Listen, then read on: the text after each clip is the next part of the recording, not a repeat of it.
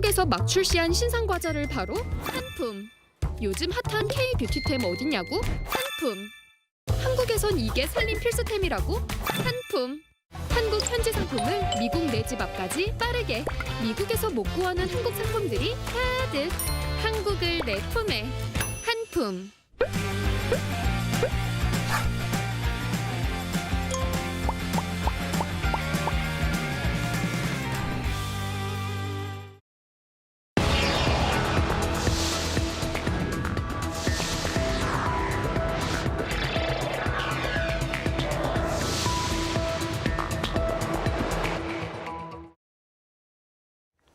Thanks for joining us for our special coverage on the ROK-TÜRKİYE MOU signing ceremony and the joint press conference by the leaders of the two countries.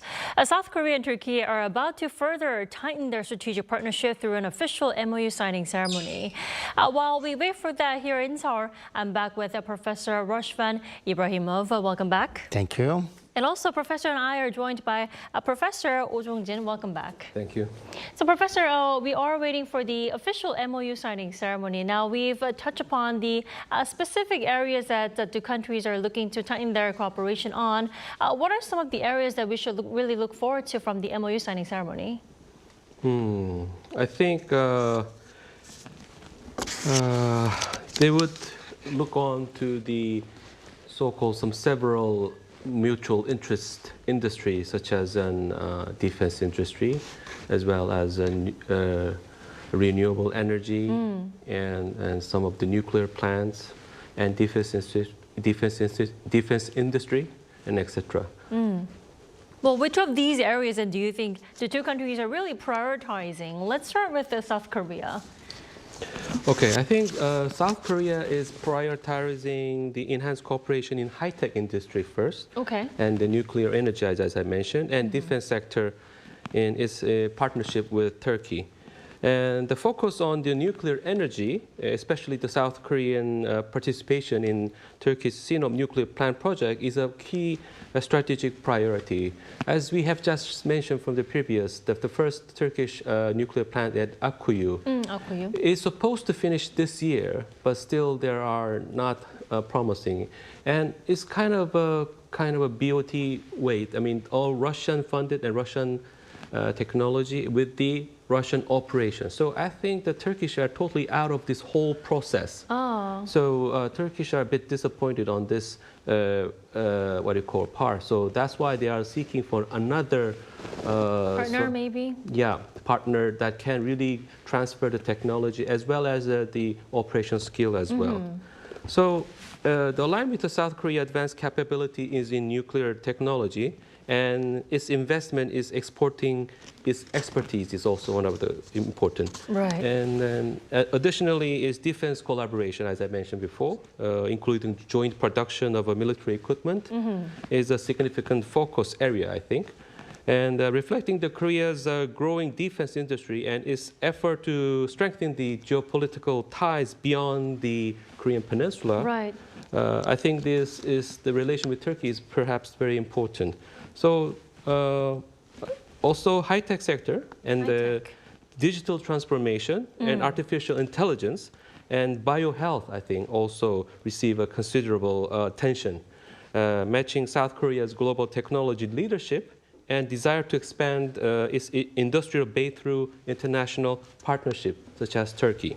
So overall, I have to say that South Korea is aiming to leverage its technological strength and the industrial capabilities to deepen strategic, economic, and defense ties with Turkey.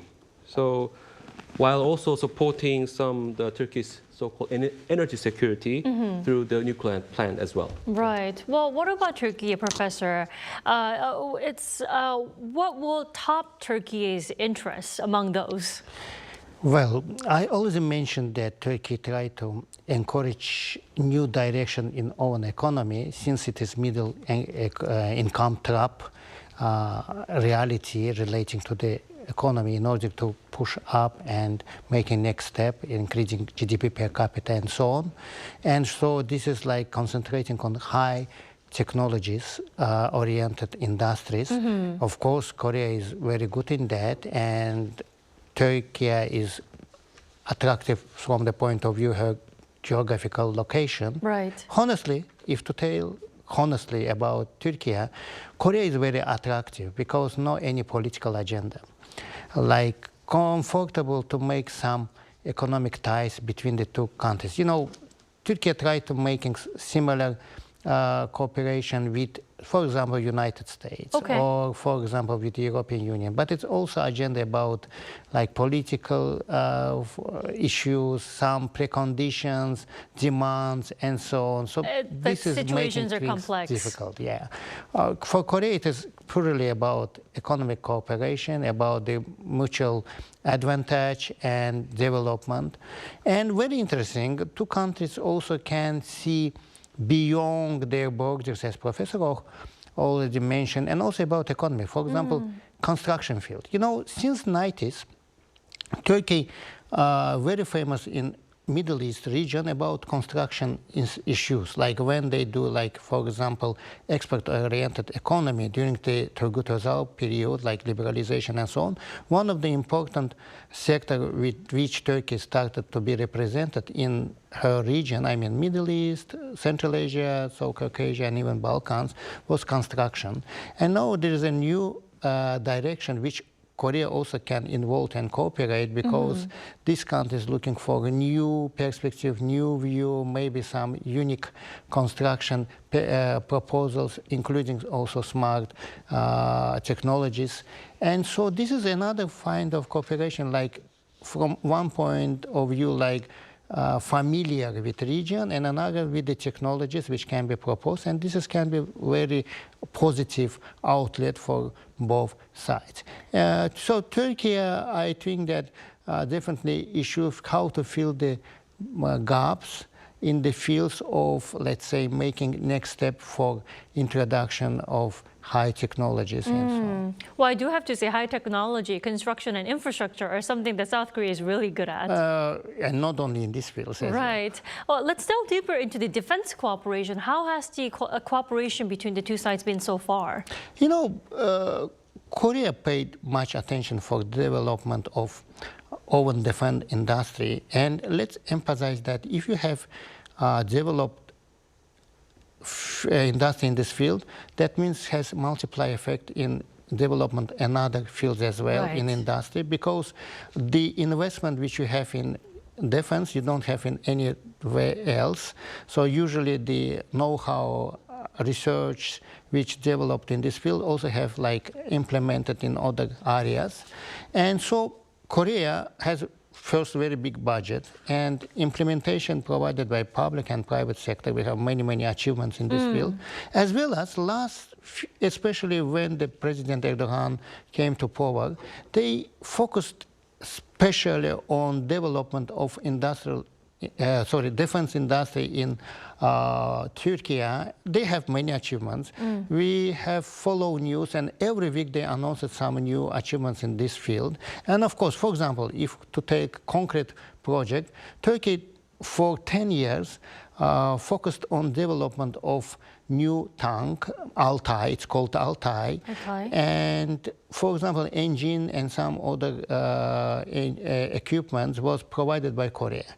And just 2 weeks ago, first time 3 Altay tanks introduced and was delivered to the Turkish military forces, which is also means that Turkey getting more nationalized own national troops, which is important. And Turkey not only like focused on increasing percentage of national defense industry products for making equip own military forces, but also export-oriented. And it's growing. And we see the same situation with Korea. So this is also serious mutual cooperation, which also can making synergy for export-oriented products in this field.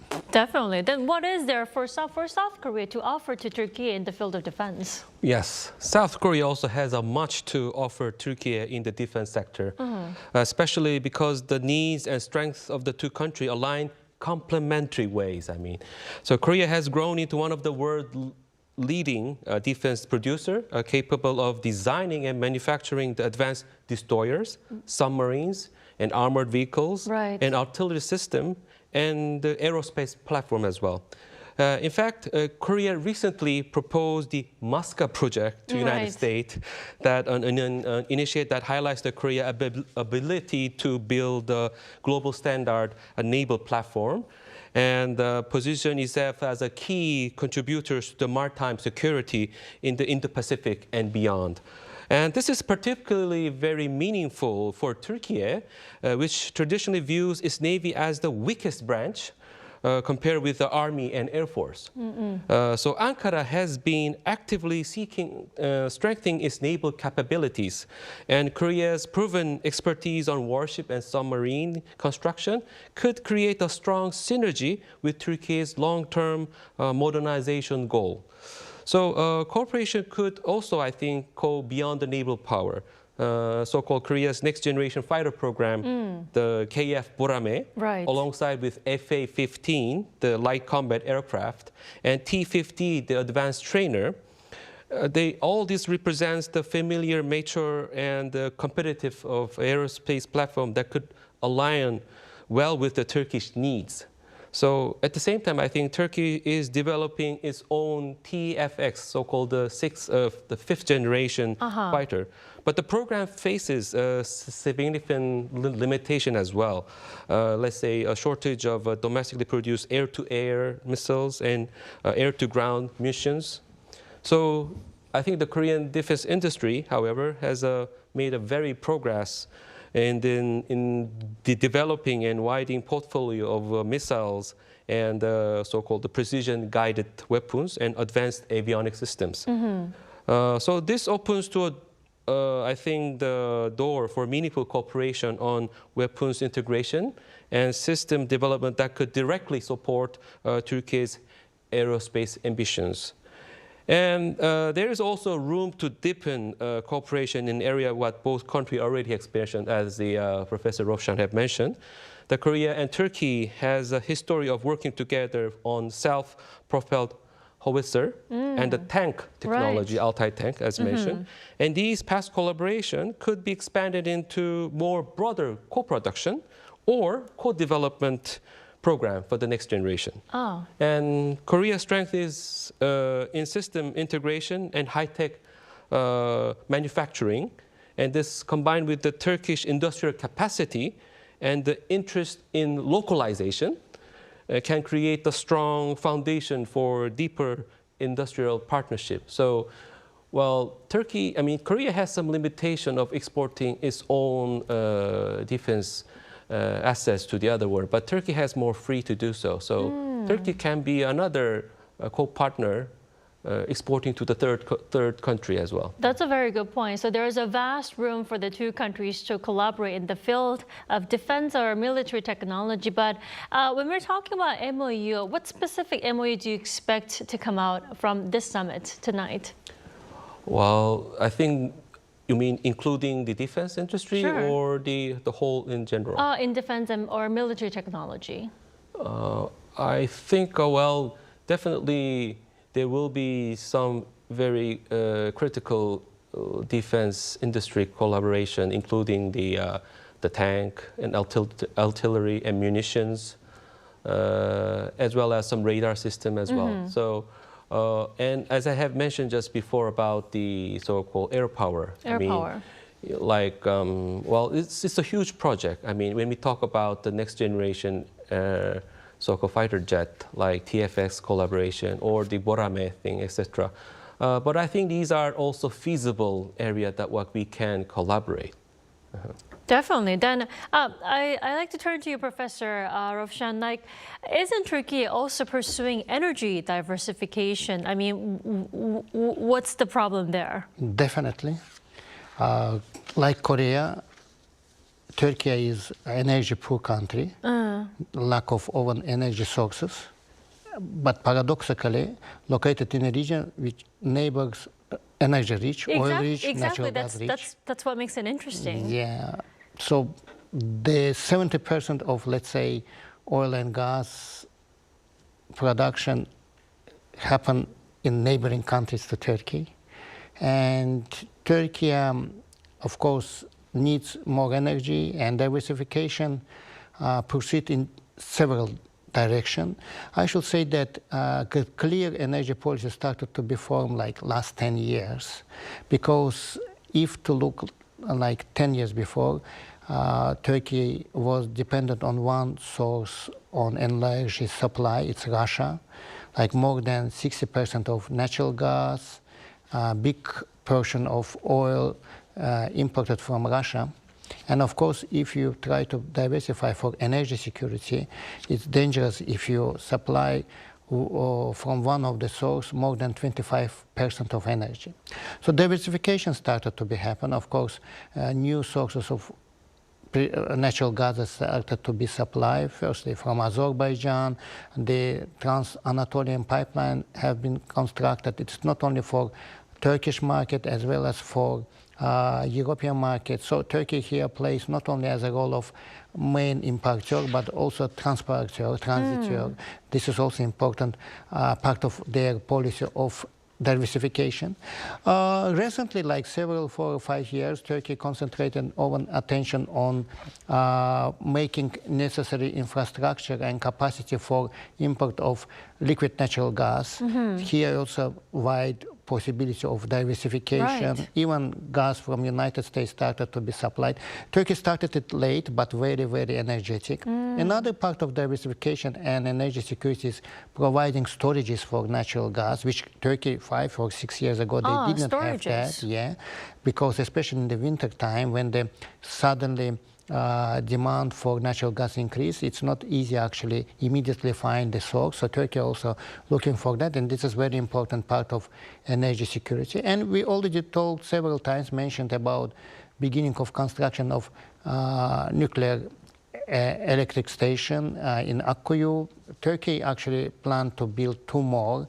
Before it was discussed with Russia to build all 3 with this country, but now Turkey looking for more diversification, diversify the issues, because construction with Russia was cost cheaper and more affordable, but now it seems like better to diversify and diminish dependency, because energy is also subject of geopolicy, and Turkey pay much attention for increasing portion of alternative energy sources. This here, of course, traditional hydroelectric stations, and Turkey really rich about hydro energy, and also solar and wind energies stations started to be implemented more and more. So this is diversification like in source and also in routes. There are numbers of pipelines has been implemented in last 10 years over territory of Turkey, and not only for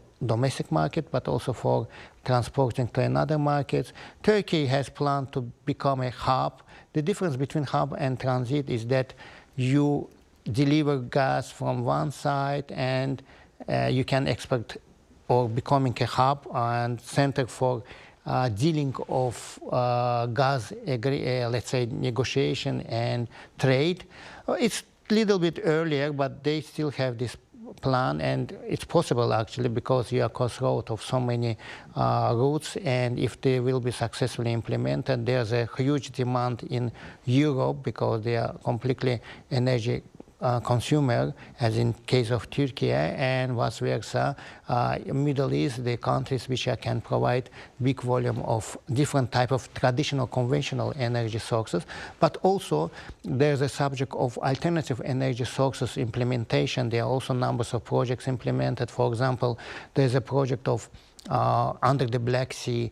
It is Azerbaijan, Georgia, Romania, Hungary for exporting green energy, hydrogen energy, discussing it's like producing it's from, on the beginning stage, it can be from natural gas. It is easier and cheaper, and in perspective maybe diversify, making blue gas, green gas, and so on.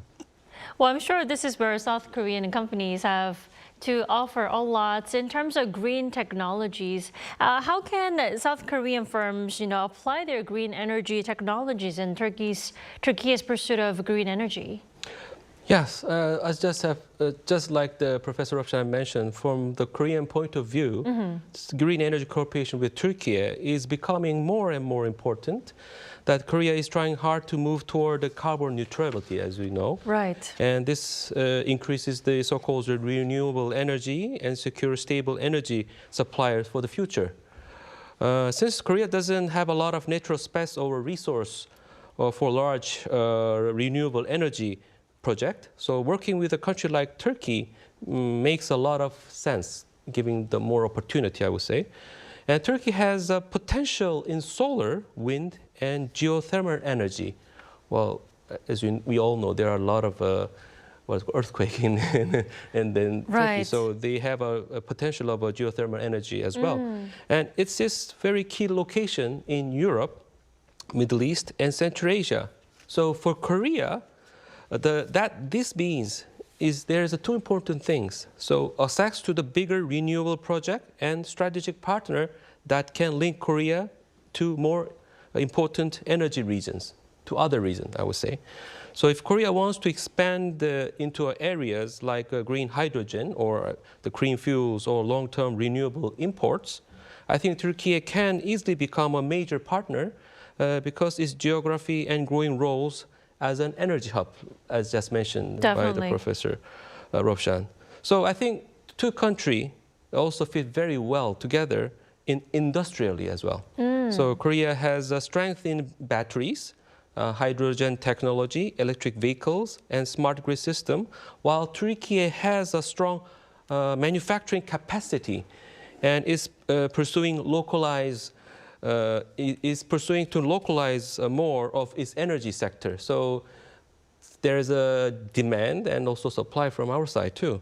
So this creates, I think, a lot of room for a joint project between Turkey and Korea. So overall, I think I have to say that for a Korean perspective, the partnering with Turkey on green energy is not just an environmental effort. It's a strategic opportunity that supports energy security and builds a new industry and deepens the trust in a partnership at a time when global energy systems are rapidly changing these days. Overall win-win situation for the both countries. Now, Professor Ropshan, I'd like to turn to you. South Korea and Turkey renewed a currency swap agreement for 3 years back in August. Now, do you expect any additional cooperation in, financial security or currency stabilization to come out this time? Well, this is a good point because if to say honestly, the Turkish currency is not stable these days, and it is high inflation.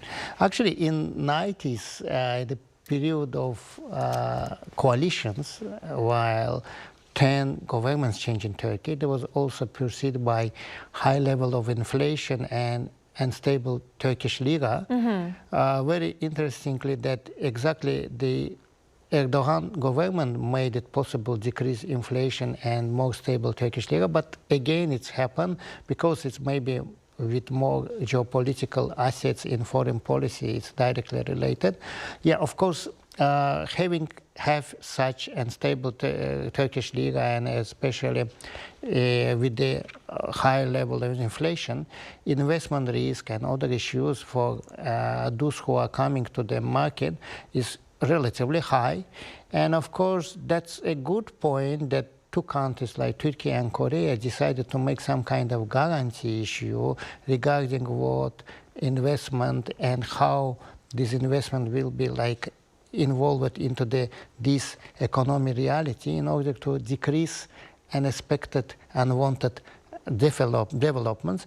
And Turkish government may provide more guarantees because we cannot say that it's completely floor-locking exchange rate, some kind of central bank intervention into the issues, and also about guarantee that convertibility of Turkish lira into the, let's say, US dollar will be provided and guaranteed for the investors, and they will be counting the differences during, let's say, I don't know what period of time, short-term, middle-term, and long term. Besides, both countries are members of WTO, even though these days WTO membership not really means much. That also should provide additional guarantee for free movement of capitals regarding of those benefits which Korean companies will receive from Turkish market. Because it is not only like investment exactly for Turkish market itself, because Korean investment which is already existed, it is far vision. It is like towards the access to the European Union market, and it also should be provided without any risk and diminish any losses. Right. Well, Professor Lofshan, I'd like to touch upon infrastructure too. I know that's something that Turkey is heavily interested in. Now, what kind of infrastructure would Turkey look for from South Korea?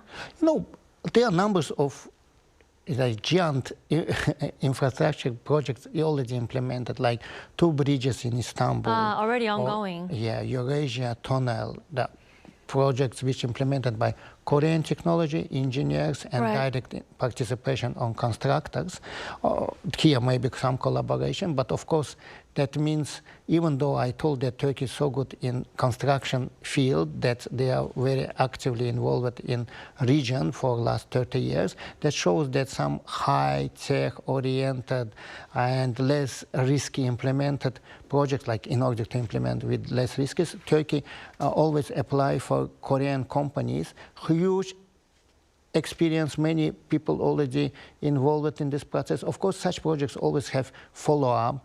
You know, currently Turkey is on the edge of developing own railroad structure, and we know how developed Korean railroads, which average speed can be achieved 250 kilometers. In some areas in Turkey, the speed on railroads still like 30-40 kilometers per hour, and they try to increase it. There's a special program of Erdogan government. I should say that before there was no such big attention on that.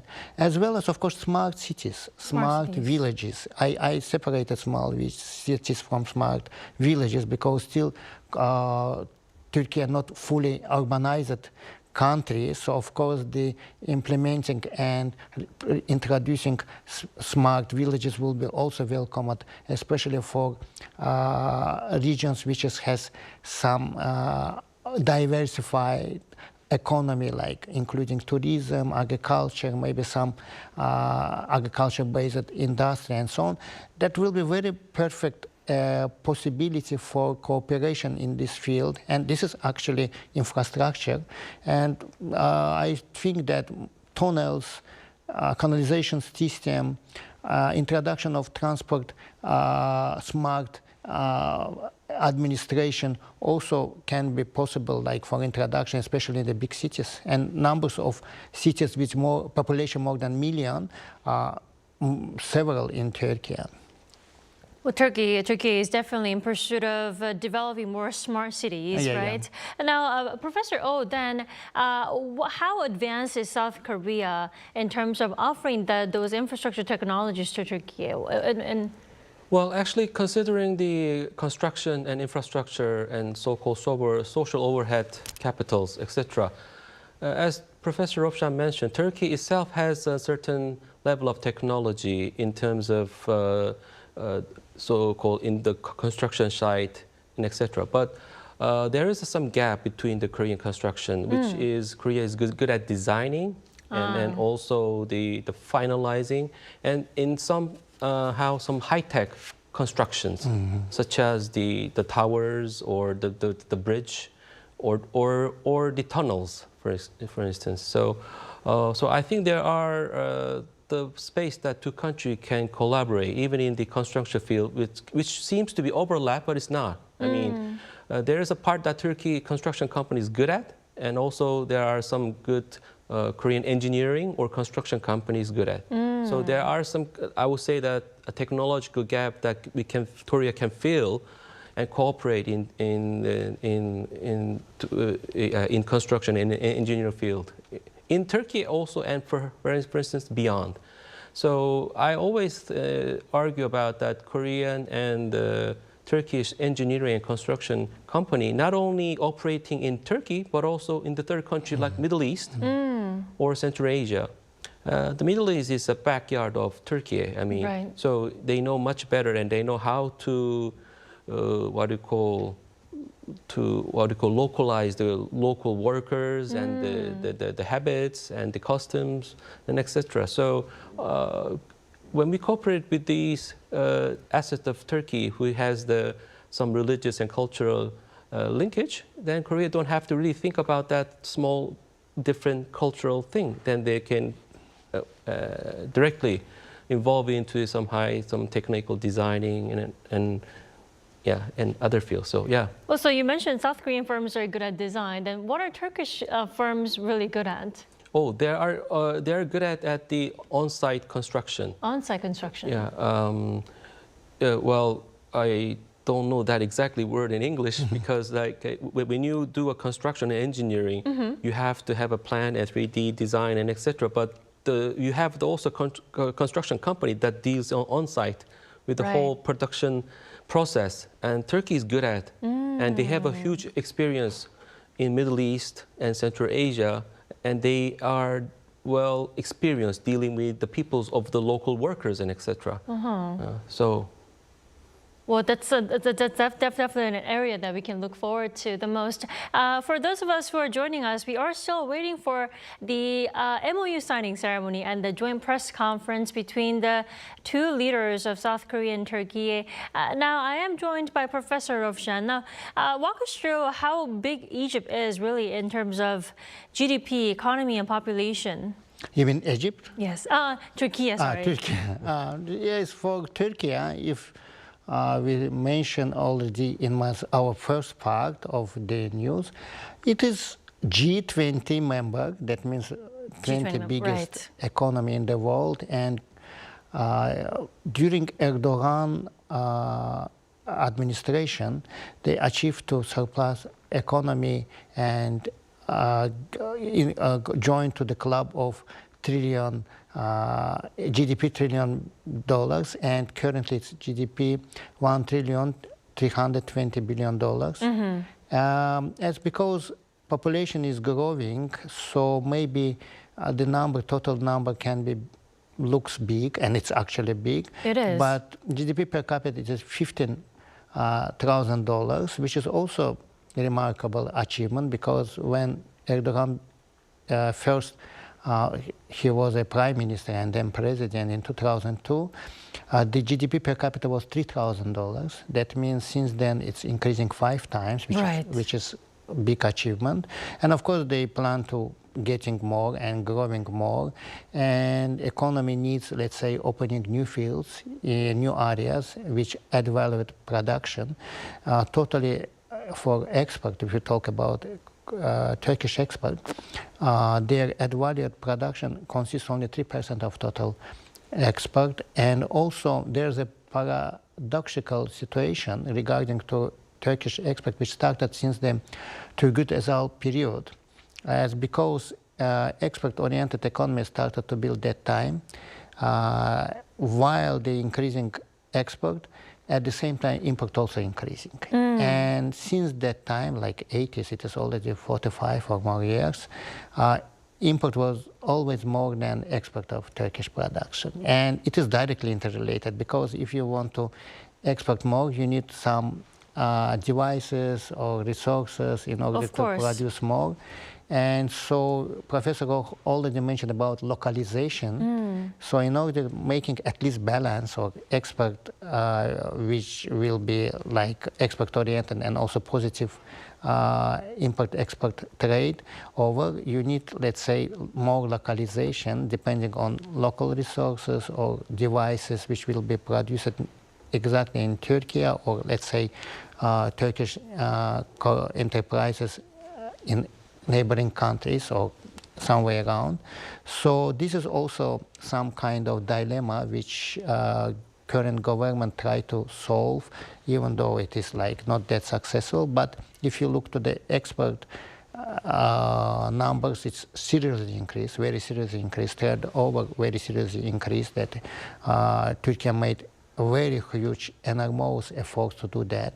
If in mid-90s, total export of Turkey was $20 billion and mainly agriculture, now it is 10 times more. So also in 13 years, it is a big achievement. Definitely. Well, there's that for Turkey. Then how far do relations between South Korea and Turkey really go back?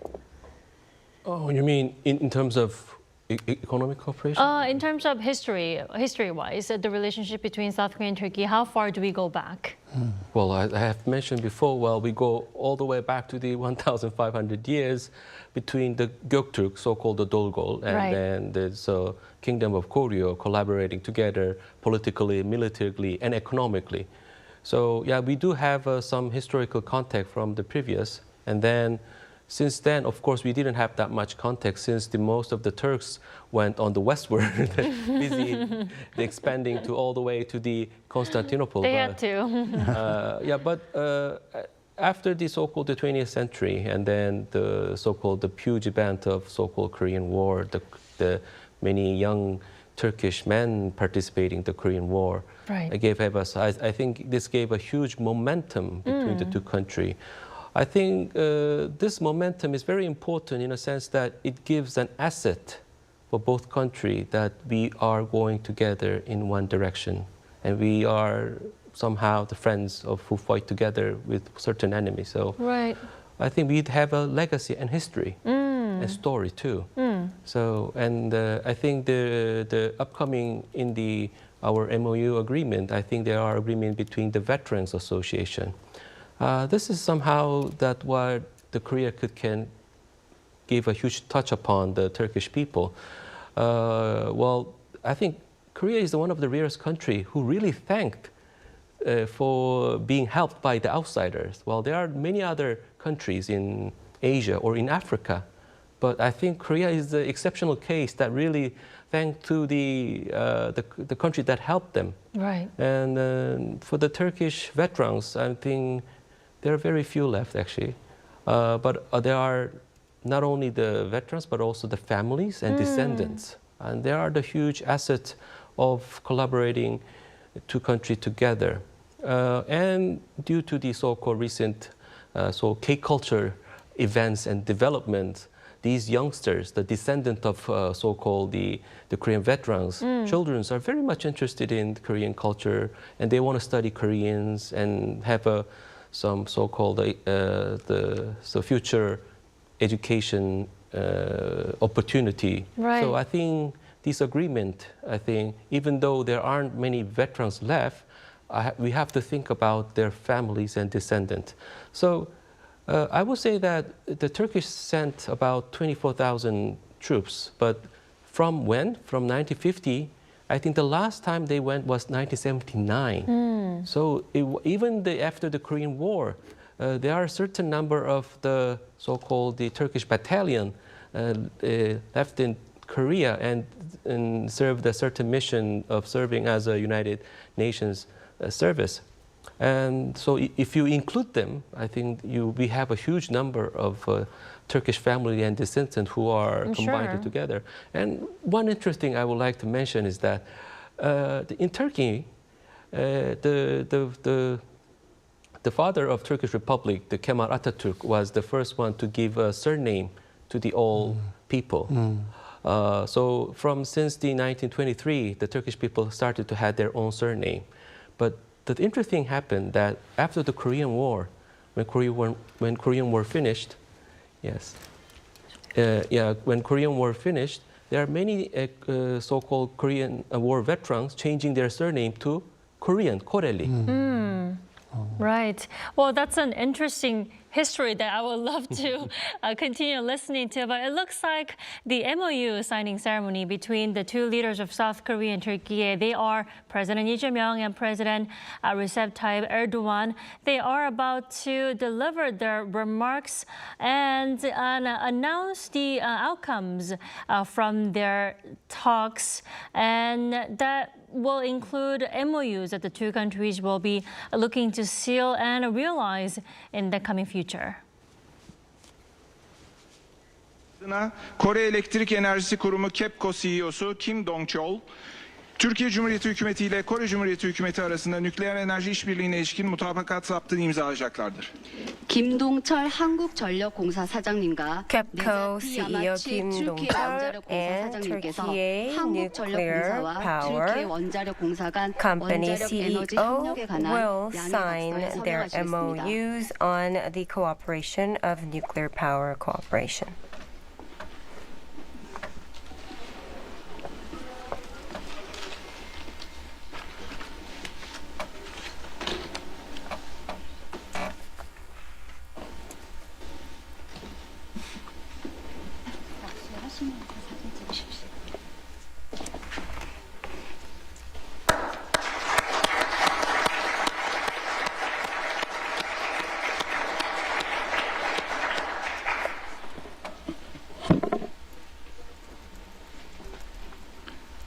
İkinci anlaşma, Türkiye Cumhuriyeti adına Ulaştırma ve Altyapı Bakanlığı Karayolları Genel Müdürü Ahmet Gülşen, Kore Cumhuriyeti adına Kore Otoyol Kurumu ve Kore Yurtdışı Altyapı ve Kentsel Gelişim Kurumu adına Kore Cumhuriyeti'nin Ankara Büyükelçisi Jong Yeon-du, Türkiye Cumhuriyeti Ulaştırma ve Altyapı Bakanlığı Karayolları Genel Müdürlüğü ile Kore Cumhuriyeti Kore Otoyol Kurumu ve Kore Yurtdışı Altyapı ve Kentsel Gelişim Kurumu arasında mutabakat zaptını imzalayacaklardır. 정연두 주 트루키예 대사님과 정연두, 트루키예 the 아메 ambassador to 청장님께서 Turkey, 한국도로공사 and his 해외 인프라 counterpart 도시 will 개발 지원 sign on 공사와 the 트루키예 MOU 도로청간 도로 on 인프라 협력에 the 대한 road 양해 각서에 infrastructure 서명하시겠습니다.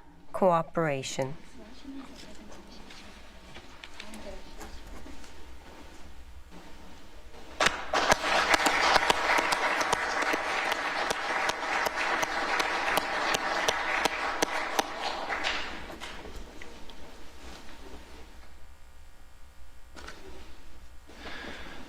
Üçüncü anlaşma, Türkiye Cumhuriyeti adına Aile ve Sosyal Hizmetler Bakanı Mahinur Özdemir Göktaş, Kore Cumhuriyeti adına Vatanseverler ve Gazi İşleri Bakanı Kwon Oh-eul, Türkiye Cumhuriyeti Aile ve Sosyal Hizmetler Bakanlığı ile Kore Cumhuriyeti Vatanseverler ve Gazi İşleri Bakanlığı arasında Kore Savaşı'nın anılmasında işbirliğine dair mutabakat zaptını imzalayacaklardır. 대한민국 권오울 국가보훈부 장관님과 권오울, the 트루키예 Veterans 마이누르 Affairs özdemir Minister göktaş 가족사회 and 장관님께서 his counterpart 국가보훈부와 트루키예 가족사회부 간 6.25 전쟁 between the 기념 two 상호 협력에 관한 ministries, 양해 각서에 They will sign 서명하시겠습니다. on the MOU on the Korean War Veteran Affairs Cooperation.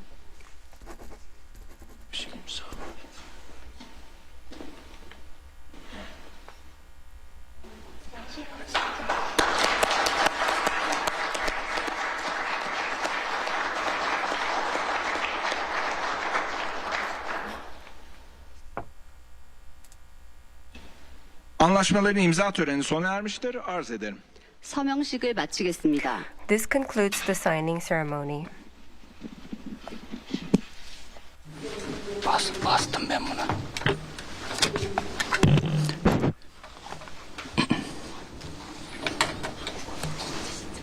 Sayın Cumhurbaşkanı, 존경하는 대통령님, Honorable President Lee heyet üyeleri, 진행하는 수행원 değerli 여러분, basın mensupları, and dear 소중한 우리 delegation, 여러분, bir duygularımla saygıyla selamlıyorum. Dear 여러분 모두를 participants, 진심 어린 마음으로 Öncelikle 존중의 I 뜻을 담아 kıymetli 인사드립니다. heyetine hoş geldiniz. pay 소중한 respect 친구이신 and would like to greet you all. 대통령과 귀한 수행원 And 여러분께 환영의 뜻을 I would 전합니다. also like to extend my welcome to President Lee and his delegation.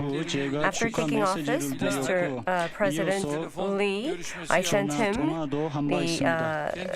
the congratulatory messages, and also we had spoke on the phone.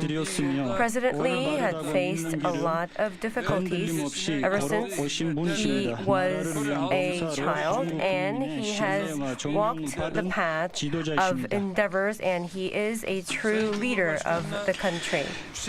대통령님의 막중한 President Lee 취임에 이 자리에서 다시 한번 inauguration, I would like to 오랜 세월이 congratulate once again, 한국에서 and I hope 대통령급 you 국빈 방문이 이루어진 것에 대해 success. 매우 기쁘게 And I am 생각합니다. very delighted delighted to welcome you on your state visit to Turkey. 튀르키예와 한국 사이에 On this occasion, between our two nations, I believe that it had solidified our bilateral relations. 한국 국민들께서도 The 튀르키예인들처럼 Korean 형제 나라라고 부르며 기억해 I 주시면서 우리에게 know, 큰 기쁨을 가져다 and 줍니다. we're very delighted to know that Korean people regard us as a brother nation.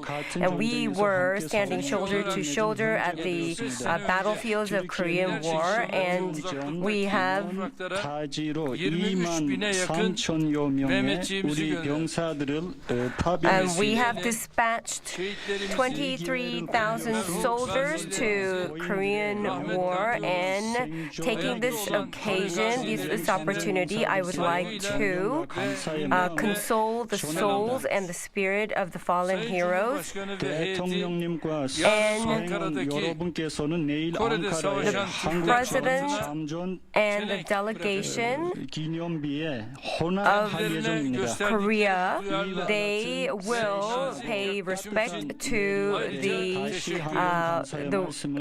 war veterans in Ankara tomorrow, and I would like to thank them for this gesture.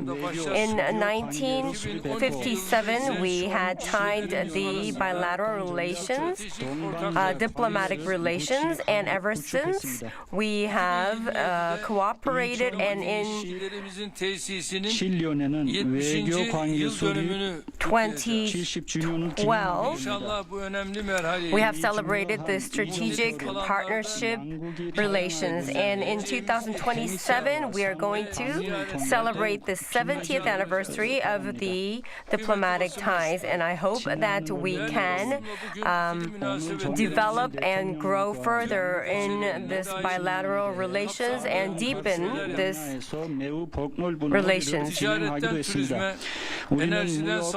And in trade, tourism, energy, transportation, science and technology, in many different domains, we have looked into ways for better cooperation.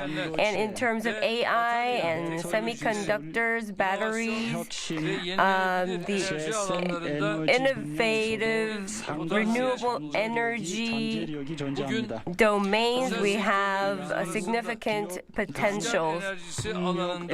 And also wind power cooperation, we have signed a very significant MOU.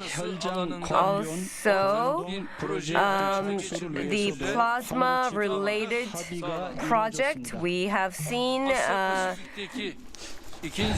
agreement together with South Korea. Republic of Korea is a very important trade partner in the Asia-Pacific region to Türkiye, and we have seen many advancements in trade between the two Koreas, between the two nations, and we have also stressed the importance of FTA. And Hyundai made new investments in the factories in Türkiye, which we welcome very much and which we are very satisfied by. And with this, the EV and industry, and with this, we are going to open up a new chapter of 100% production of EVs on our soil. And we are going to support all of the things that are needed by the Korean companies that are generating employment and good quality employment in Türkiye. And a case in point is a Altai tank project that is a success story, and as we all know, it had commenced last month. And in this domain, we're going to diversify. We want to diversify more in this regard and in this industry. 이제 방송 birçok 사업에 adımları 대해서 Güney Kore ile And 많은 부분에 atabileceğimizi 있어서 konuştuk. in the defense industry, we have discussed in a wide range of topics, and also Az önce Kore the Elektrik two Şirketi'yle countries' institutions are in close talks. Also, the KEPCO of Korea and nuclear power company that had signed an MOU today, we believe that this is a significant advancement. And we, the both countries share a lot in common, and we are in agreements in many things like Palestine, Ukraine, Syria, and Korean Peninsula issues. And we have discussed in very in-depth in such international affairs. And G20, MICTA, and such international platform, the cooperation on these platforms will continue. bu vesileyle 따라서 Güney Kore'nin 한국이 Therefore, the Republic of Korea, 수행하고 있는 미크타 the MICTA chairmanship that Korea is carrying on successfully, I would like to congratulate on that. And during G20, South Korea took the chair of MICTA, and during that meeting, we also had a chance to discuss, and we also took a family photo-like photo, and Korea, we welcome the Korea's diplomatic relations with Syria that took place in April, and I believe that this signals that Korea can cooperate in many areas with many different countries in the region. And the resolutions between the two countries that we support. In 1967,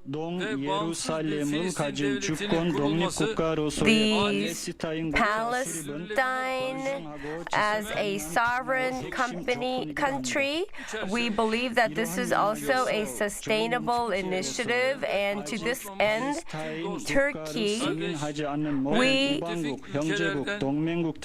all the allies and all the brother companies, we are also requesting them to recognize this. Also for Ukraine, the diplomatic resolutions should be supported, and this is an unwavering standpoint of us. And as we all know, President Zelensky and President Putin, I am in close contact with both presidents, including Istanbul process. We are going to exert efforts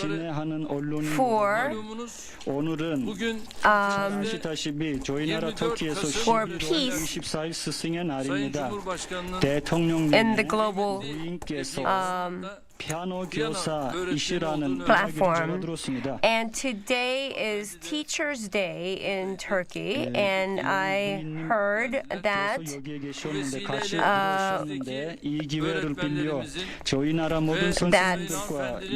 First Lady of Korea was here just a moment ago, and I would like to congratulate the Teachers' Day to the President Lee and the First Lady. Once again, I'd like to welcome the delegation of Korea and also the President of Republic of Korea, and I hope good health for all of them. Thank you.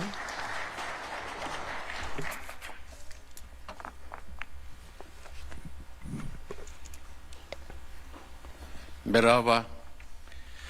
먼저 Hello. 방문을 First of all, I'd like to express my deep appreciation to Honorable President Erdogan and to the people of Turkey for inviting me on this state visit and the warm hospitality to our delegation.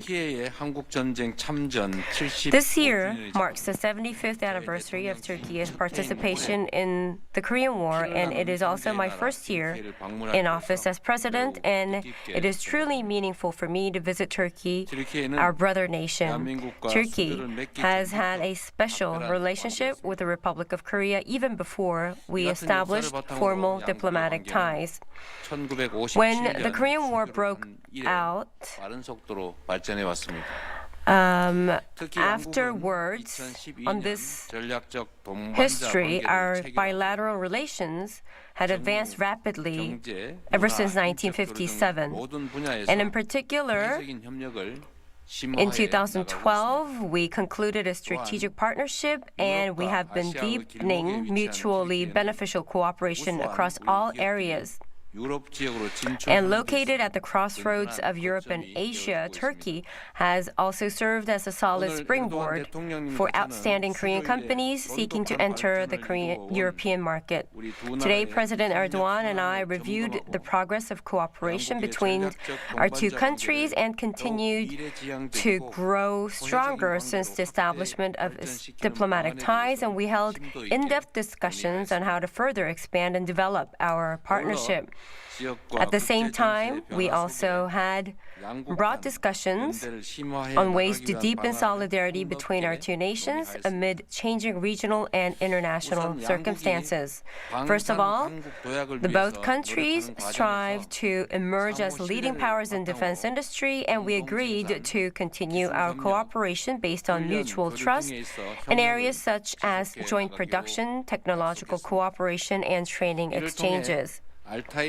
Through this, we hope to create many more successful cooperation cases like the Altai tank project, strengthening the defense industrial capabilities of both countries and contribute to the promotion of peace and security. In the field of nuclear energy, we agreed that the two governments will pay close attention to provide support so the remaining detailed evaluation process for Turkey's new nuclear power projects can proceed smoothly. We hope that Korea's advanced nuclear power technology and its strong capabilities in safe operation will make a substantive contribution to Turkey's nuclear power development.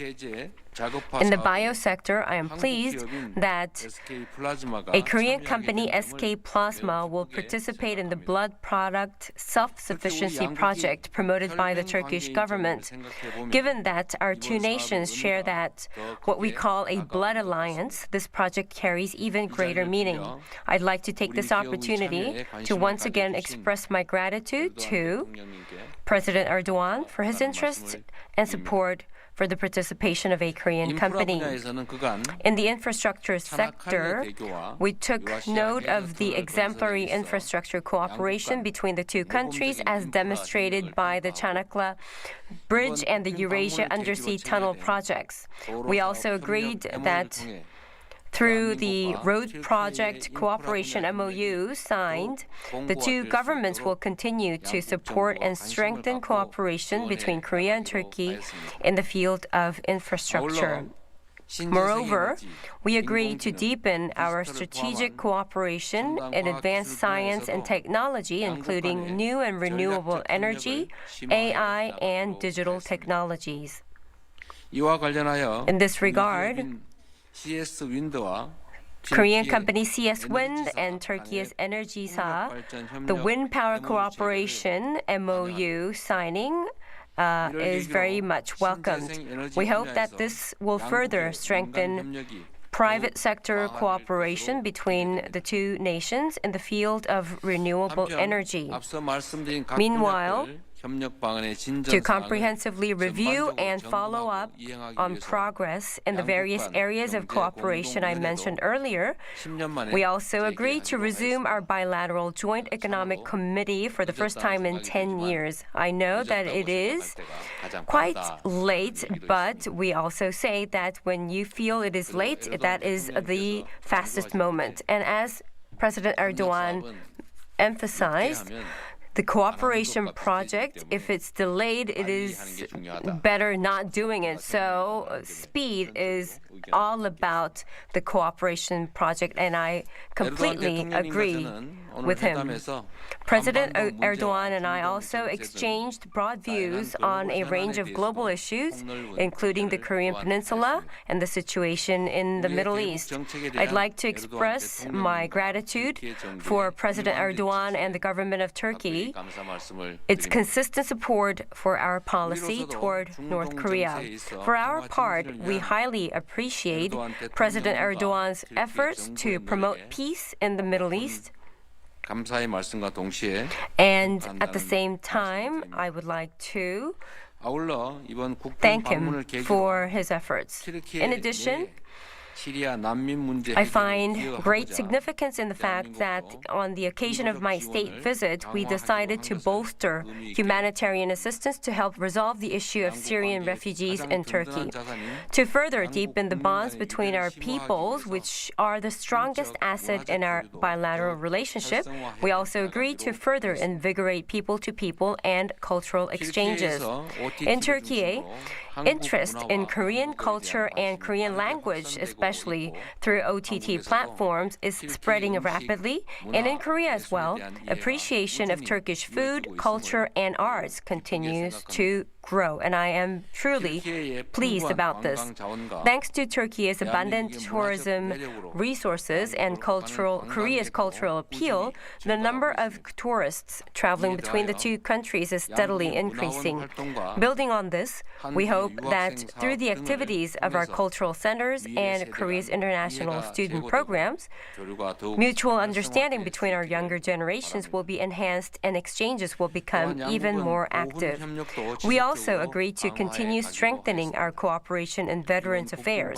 I believe that through the MOU on veterans cooperation between our two governments that had been signed, as you just seen, support for the families and descendants of war veterans will become even more solid in the future. Through today's talks with President Erdogan, I have become confident that the friendship between our two countries and our strategic partnership built on that friendship will continue to grow stronger and be carried forward to future generations. The Republic of Korea, as a brother country to Türkiye, we will do our utmost to ensure the faithful implementation and the swift implementation of the agreements that we reached at today's summit. In this regard, it is especially meaningful that on the occasion of the first visit by a Korean president to Türkiye in 13 years, we are adopting and announcing a joint statement on the strategic partnership between the Republic of Korea and the Republic of Türkiye, which encompasses our comprehensive cooperation. I am confident that this joint statement will serve as a valuable roadmap for the smooth implementation of all the matters discussed at today's summit. Honorable President Erdogan, and also the people of Türkiye, I wish good health and happiness, and I hope that the brother nations, the two nations, the unwavering friendship between our two nations. Thank you.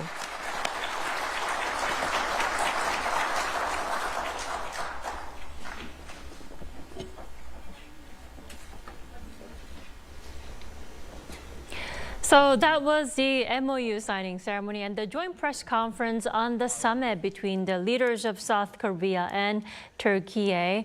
Now, back here in the studio, I'm joined by Professor. Oh, now, what did you think of the MOU signing ceremony? Did you expect to come out as you thought? Yeah, there are several sectors, but also there are some new sectors as well. But I think if you make it into maybe three important pillars, I have to say that the energy sector.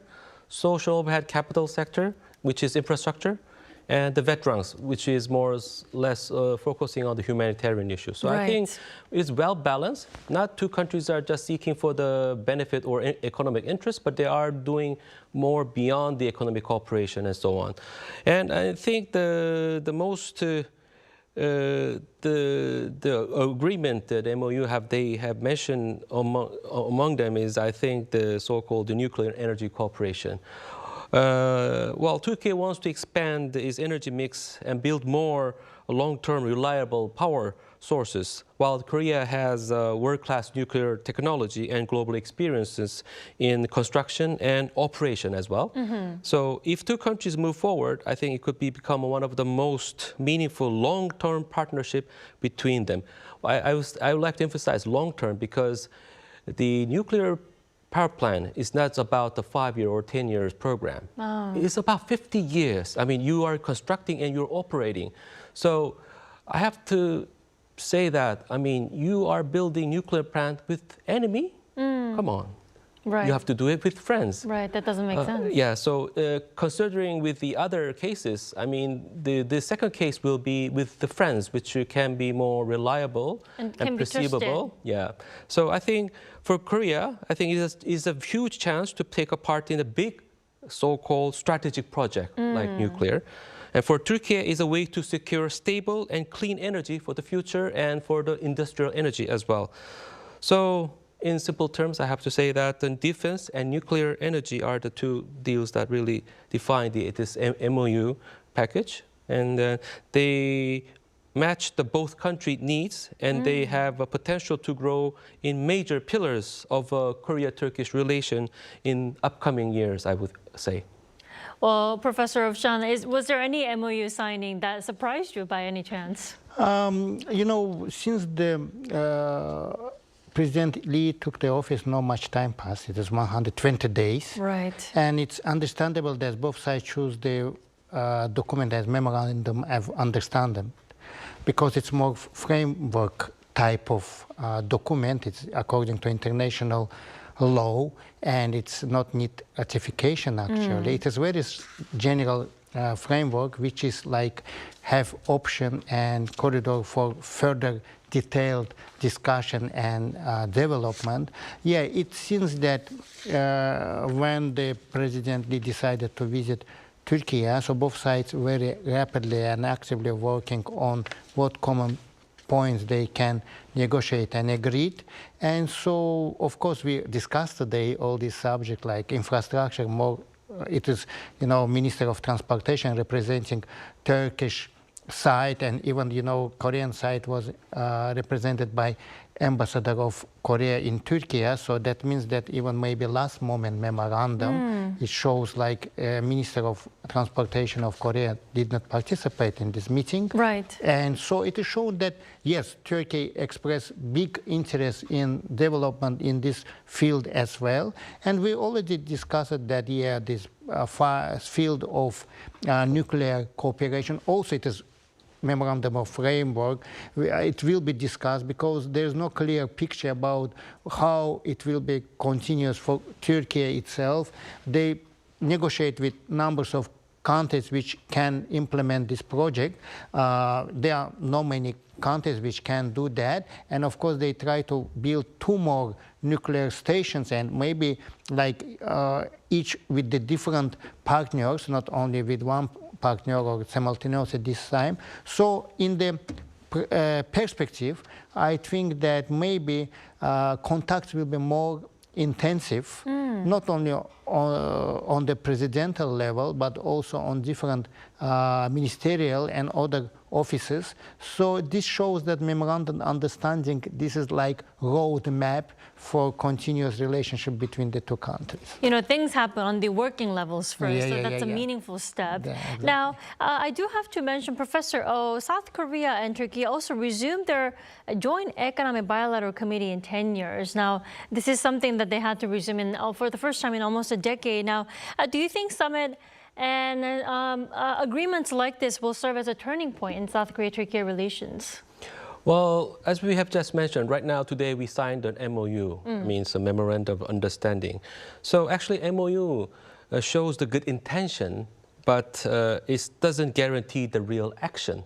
So I think if both sides doesn't follow up quickly with the concrete plans, and the initial moment can fade out. So I have to say that to make this deal real strong and follow up is very crucial, I have to say. Definitely. So both countries need to set up the joint working group. I think this is perhaps the next level that can meet regularly and check up the progress. So I think we need more clear timelines and milestones that can help everyone on track.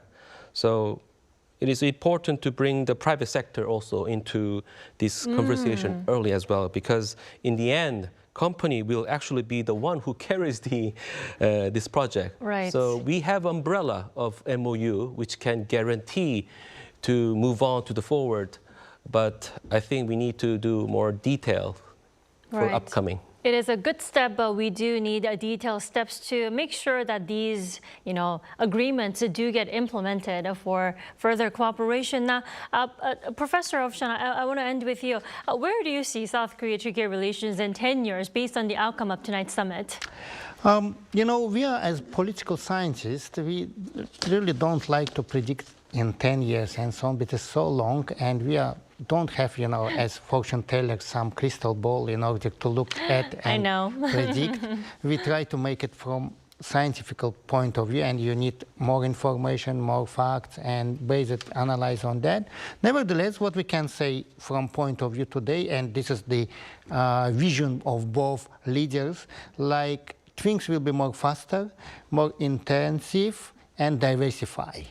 Because both countries has capacity for that, and also this is the trend of modern world, globalized world, like things getting faster, intensify and diversify, and actually two countries also have wish that this dimension and trend will be going on in such a way. All right, Professor Ibrahimov, thank you so much for joining us tonight. Thank you very much for inviting. And also, big thanks to you, Professor Oh. I really appreciate your insight and your time tonight. Thank you for your invitation. Of course. And we also thank you for staying with us for our special coverage on the ROK-TÜRKİYE MOU signing ceremony and the joint press conference. This has been Kim Dami. Goodbye.